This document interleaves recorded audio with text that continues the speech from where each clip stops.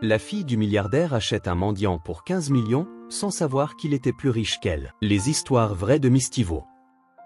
Un après-midi orageux à Abidjan, un homme marchait pieds nus dans les rues du plateau. Ses vêtements troués, son visage couvert de boue. Pour tous, il n'était qu'un mendiant de plus. Mais personne ne savait la vérité. Cet homme était William Kwasi. Il y a 3 mois, il était milliardaire. Après 3 mariages ratés, il a décidé d'abandonner son monde pour chercher quelque chose que l'argent ne pouvait pas acheter, le vrai amour.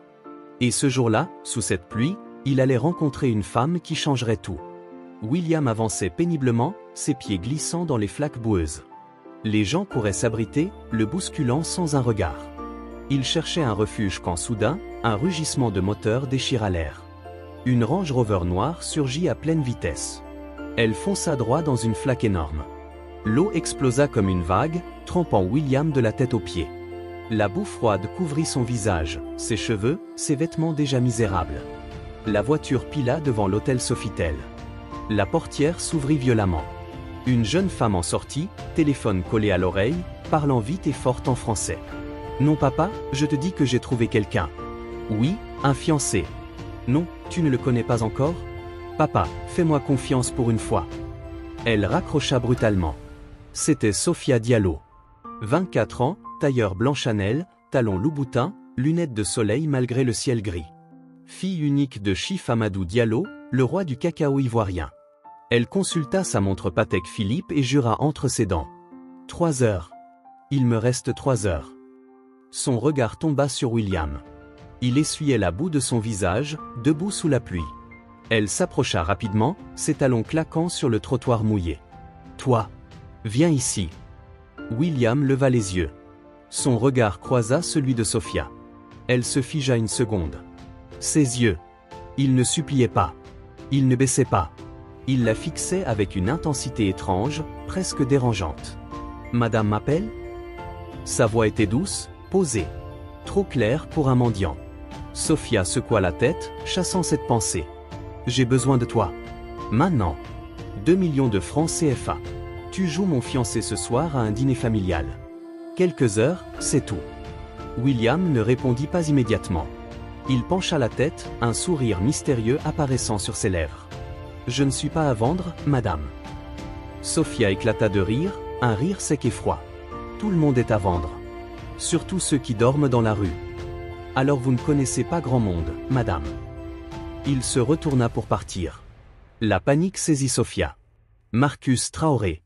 Le dîner. Son père qui l'avait prévenu, si tu arrives seul, tu acceptes Marcus. Point final. Attends. 5 millions. William s'arrêta mais ne se retourna pas. Ma réponse reste la même. Tu es fou ? 5 millions pour quelques heures. William pivota lentement. L'eau dégoulinait de ses cheveux, mais son regard restait calme. L'argent n'achète pas l'honneur, mademoiselle. Il fit un pas vers elle. Sophia recula instinctivement. Mais je peux voir que vous êtes désespéré. Alors j'ai une proposition. Sophia cligna des yeux. Toi ? Tu as une proposition ?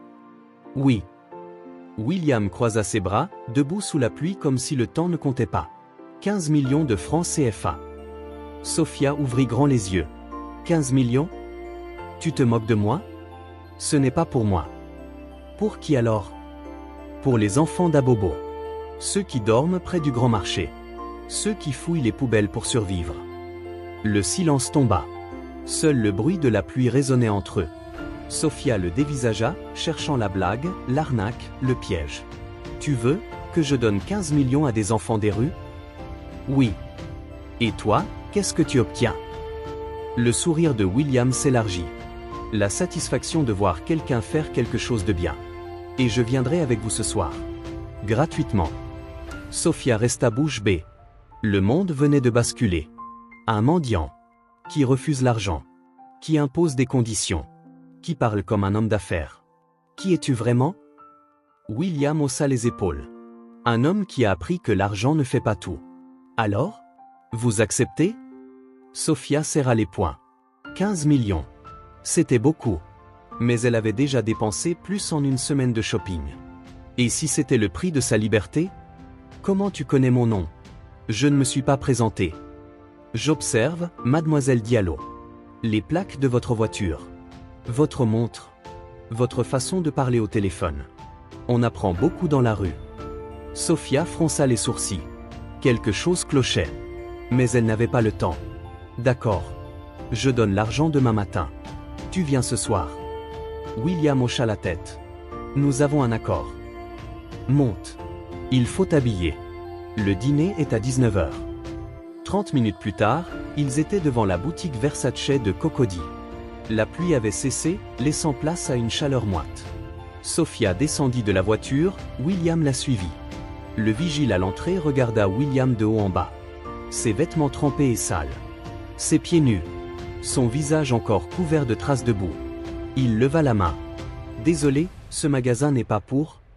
Sophia se planta devant lui, sortant sa carte American Express noire. Ce magasin est pour ceux qui peuvent payer. Et je peux. Alors pousse-toi. Le vigile s'effaça, bégayant des excuses. À l'intérieur, l'air conditionné frappa William comme une gifle glacée. Le sol en marbre brillait comme un miroir.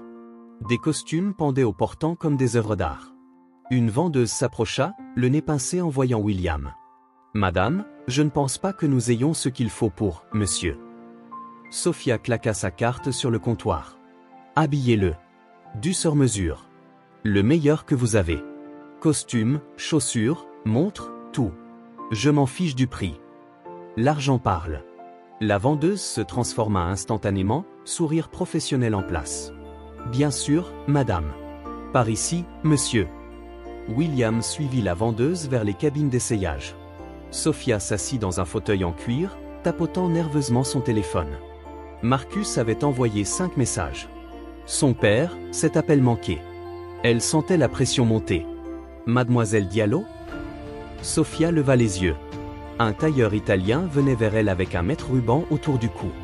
Monsieur a des demandes très précises. Quel genre de demande? Il insiste pour un costume 3 pièces bleu marine en laine super 150. Il veut les revers de 7 cm exactement, pas 8. Il demande des boutons en corne naturelle, pas en plastique. Et il veut une doublure en soie Bemberg, respirante. Sophia fronça les sourcils. Un mendiant connaît ces détails? Le tailleur haussa les épaules, tout aussi perplexe. Il semble avoir un œil très éduqué. 20 minutes plus tard, la porte de la cabine s'ouvrit. Sophia leva les yeux de son téléphone. Son souffle se coupa. William se tenait là, transformé. Le costume bleu marine épousait parfaitement ses épaules larges. La coupe italienne mettait en valeur sa silhouette athlétique. Ses cheveux, lavés et coiffés en arrière, révélaient un visage aux traits fins et ciselés. Ses chaussures en cuir brillaient. Une montre Omega ornait son poignet. Il n'avait plus l'air d'un mendiant. Il ressemblait à un PDG. « C'est impossible », murmura Sophia. William s'approcha du miroir, ajustant sa cravate bordeaux avec des gestes précis. Le tailleur observait, impressionné. « Monsieur a appris ou à s'habiller ainsi ?» William sourit dans le miroir. On apprend beaucoup en observant les gens qui ont du goût. Il se tourna vers Sophia. « Ça ira ?» Sophia se leva lentement. Elle tourna autour de lui, inspectant chaque détail. La coupe parfaite. L'élégance naturelle. La posture droite et confiante. « Qui es-tu vraiment, William ?» Leurs regards se croisèrent. William pencha légèrement la tête. Un homme qui a appris que l'apparence ne fait pas l'homme. Mais ce soir, nous jouons un jeu. Alors jouons-le bien. Sophia plissa les yeux. Tu parles trop bien pour un mendiant. Tu connais trop de choses. Peut-être que j'étais quelqu'un d'autre avant. Peut-être que la rue m'a tout appris. Ou peut-être... Il fit une pause, son sourire mystérieux revenant. Peut-être que vous devriez arrêter de poser des questions et commencer à préparer votre histoire pour ce soir. Sophia serra les dents. Ce type la rendait folle. Mais elle n'avait pas le choix. D'accord. On y va. Dans la voiture, silence. Sophia conduisait vite, trop vite. William regardait défiler les rues d'Abidjan par la fenêtre. Cocody avec ses villas somptueuses. Puis la route vers le plateau. Les buildings modernes côtoyaient les maisons anciennes. « Écoute, dit brusquement Sophia. Ce soir, tu es mon fiancé. Tu t'appelles William Kwasi. Tu viens de Bouaké. Ta famille était dans l'agriculture mais tu as monté ton entreprise. Tu es entrepreneur dans l'import-export. Mensonge. Nécessaire. Mon père est difficile. Marcus sera là. Tu dois être crédible.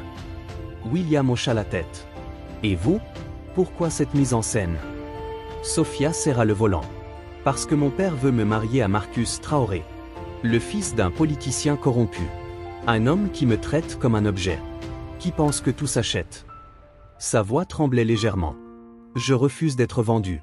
Même par mon propre père. William la regarda vraiment pour la première fois. Derrière l'arrogance, derrière le maquillage parfait, il vit une jeune femme prisonnière. Personne ne devrait être vendu. Sophia cligna des yeux, surprise par la douceur de sa voix. Pourquoi tu m'aides? Tu ne me connais même pas. William sourit. Parce que vous avez accepté de donner 15 millions à des enfants que vous ne connaissez pas. Ça en dit beaucoup sur qui vous êtes vraiment. Sophia détourna le regard, mal à l'aise. Elle ne dirait pas qu'elle avait failli refuser. Qu'elle avait trouvé sa demande ridicule. Mais quelque chose dans ses yeux l'avait forcée à accepter. La voiture tourna dans une allée bordée d'arbres. Au bout, un immense portail en fer forgé s'ouvrit automatiquement. Le manoir Diallo se dressait devant eux. 3 étages de marbre blanc, des colonnes grecques, des jardins illuminés, des fontaines dansantes. William descendit de la voiture. Il regarda la demeure sans un mot.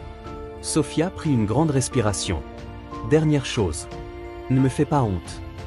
William se tourna vers elle, son regard calme et profond. Je ne suis pas venu pour ça, Sophia. C'était la première fois qu'il l'appelait par son prénom. Sans le « mademoiselle ». Sans distance. Sophia sentit quelque chose se serrer dans sa poitrine. Ils entrèrent. Le hall du manoir Diallo était gigantesque. Marbre blanc, lustre en cristal, escalier monumental. Sophia avançait rapidement vers le salon quand elle entendit des voix. Des rires. Plusieurs personnes. Son sang se glaça. Elle poussa la porte. Autour d'une immense table, 2 familles. Son père, Chif Amadou Diallo, imposant dans son costume traditionnel. Et de l'autre côté, Marcus Traoré. Costume Versace, Rolex en or, sourire arrogant. Chif se leva, son regard croisant celui de William. Pendant une fraction de seconde, ses yeux s'écarquillèrent. Il reconnut quelque chose. Puis son visage redevint neutre. Sophia. Nous t'attendions. J'ai invité Marcus. Pour comparer. Marcus éclata de rire. Comparer? Regardez-le, papa Amadou. Il n'y a rien à comparer. 30 minutes plus tard, ils étaient tous assis dans la salle à manger. Table de 10 mètres, couvert en argent, domestiques alignés contre les murs comme des soldats. Marcus attaqua immédiatement. Alors William, Sophia dit que tu es entrepreneur. Dans quoi? La redistribution. C'est vague. Tu redistribues quoi? Principalement de l'espoir. Le ministre Traoré, père de Marcus, éclata de rire. L'espoir? Mon garçon, l'espoir ne remplit pas les comptes en banque. William le regarda calmement. Non. Mais il remplit les cœurs vides. Marcus frappa du poing sur la table. Arrête avec tes phrases de philosophe. Combien tu gagnes? Tu as une voiture? Une maison? Sophia intervint, tremblante. Marcus, non. On a le droit de savoir. Il se pencha vers William, son sourire devenant cruel. À moins que tu n'aies rien. Que tu sois juste un parasite qui s'accroche à l'argent de Sophia. Chif Diallo observait intensément. Il se pencha en avant. William, parlons sérieusement. Il y a 5 ans, j'ai fait affaire avec un homme. Un génie des technologies. William Kwasi. Fondateur de Kwasi Technologies. 4 milliards de dollars. Il fit une pause. Il avait un regard comme le vôtre. Calme. Profond. Le silence tomba. William hocha lentement la tête. C'était moi, Chif. Explosion. Sophia se tourna brusquement. Quoi? Il y a 3 mois, j'ai tout quitté. J'ai liquidé ma fortune. Tout donné à des œuvres de charité. Parce que j'ai été trahi 3 fois par des femmes qui m'aimaient pour mon argent. Il regarda Sophia. Je cherchais à savoir si l'amour vrai existait. Et j'ai trouvé ma réponse ce soir. Sophia tremblait, les larmes montant. Tu m'as menti? Non. Je ne t'ai jamais dit qui j'étais. Tu as juste voulu m'utiliser. Marcus sortit son téléphone, tapant frénétiquement. Attendez. Mon assistant m'a envoyé quelque chose. Il brandit l'écran. Des photos. William en haillons, dormant sous un pont. William fouillant dans une poubelle. Voilà votre milliardaire. Un mendiant. Un clochard. Il se tourna vers Sophia, triomphant. Alors? C'est ça ton choix? Un type que tu as ramassé dans la rue et habillé comme une poupée? Tous les regards sur Sophia. Elle tremblait, pleurant. Sophia, dit son père. Est-ce vrai? Elle baissa la tête. Oui. Je l'ai trouvé dans la rue. Je lui ai proposé de l'argent pour jouer mon fiancé. Parce que je refuse d'épouser Marcus. Parce que je ne veux pas être vendu. Le ministre Traoré se leva, furieux. Amadou, nous partons. Cette mascarade a assez duré. Marcus s'approcha de William. Retourne dans ton caniveau. C'est ta place. Et elle est à moi. Son père n'aura plus le choix. William se leva, regardant Sophia une dernière fois. Merci, Sophia. J'ai eu ma réponse ce soir. Il sortit sous les insultes de Marcus. La famille Traoré partit en claquant les portes. Il ne resta que Chif Diallo, sa femme, et Sophia qui pleurait. Sophia était dans sa chambre, effondrée. Son père entra. Tu viens de laisser partir l'homme le plus riche de Côte d'Ivoire. Arrête papa. Il a tout donné. Pas tout. 200 millions de dollars. De quoi continuer à aider. Chif s'assit près d'elle. Il y a 3 mois, il a disparu. Il a liquidé 99% de sa fortune. Tout donné. Il vivait comme un mendiant pour trouver une femme qu'il aimerait sans savoir qui il est. Sophia sentit son cœur se briser. Et moi, je l'ai traité comme un objet. Oui. Tu sais ce qui est ironique? Tu détestes Marcus parce qu'il te traite comme un objet. Et ce soir, tu as fait exactement la même chose à William. Chif se leva. Il te testait. Et tu as échoué. Il sortit, laissant Sophia seule avec sa honte. Les 3 jours suivants, Sophia chercha William partout. Le pont de la Riviera. Le marché d'Abobo. Elle parlait aux mendiants, aux enfants des rues. Elle commençait à voir Abidjan différemment. La pauvreté. Les visages qu'elle ignorait depuis toujours. Les gens invisibles. Elle distribuait de la nourriture, écoutait des histoires. À chaque rencontre, elle comprenait un peu plus pourquoi William avait tout abandonné. Le 3e jour, un vieil homme au marché lui dit « Tu cherches William? Il aide les enfants à Makoko tous les matins. 6 heures. 6 heures du matin. » Sophia arriva à Makoko, le bidonville sur la lagune. Cabane en bois sur pilotis, eau boueuse, odeur forte. Elle avança prudemment sur les passerelles branlantes. Elle le vit. William, au milieu d'enfants, distribuant du pain. Pieds nus, t-shirt gris, souriant à chaque enfant. Il connaissait tous leurs noms. Un enfant le remarqua. « Tonton, il y a une dame. » William leva les yeux. Ils se retrouvèrent face à face sur la passerelle étroite. « Bonjour Sophia. » Sa voix était calme. Neutre. « Je suis désolé. Je t'ai traité comme un objet. Je ne t'ai jamais vu comme un homme. » Les larmes coulaient. « Je suis exactement comme Marcus. » William la regarda longuement. « Oui, tu le es. Mais Marcus ne sera jamais ici. Il ne pleurera jamais ses erreurs. Il ne cherchera jamais quelqu'un pendant 3 jours pour s'excuser.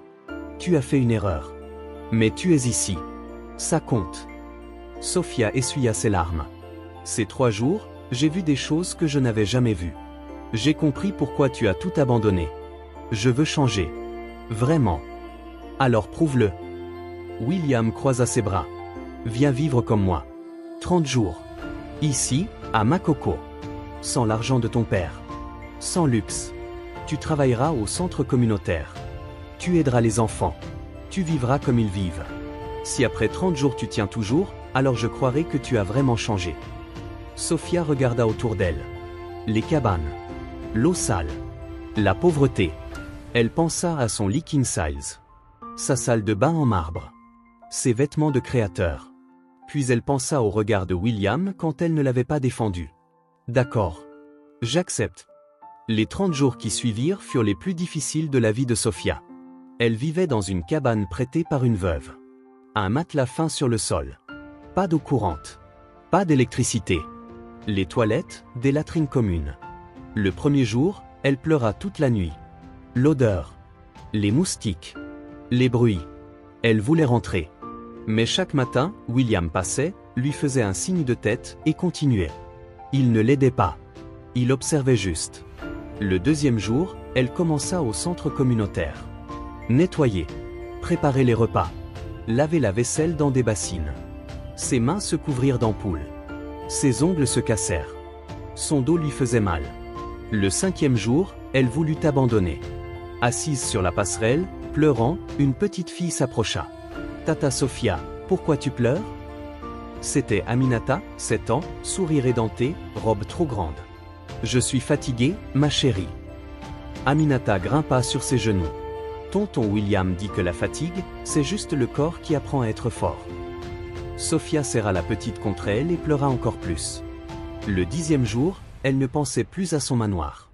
Elle pensait à comment nourrir les 40 enfants du centre. Le 15e jour, elle apprit à cuisiner sur un feu de bois, à laver ses vêtements dans la lagune.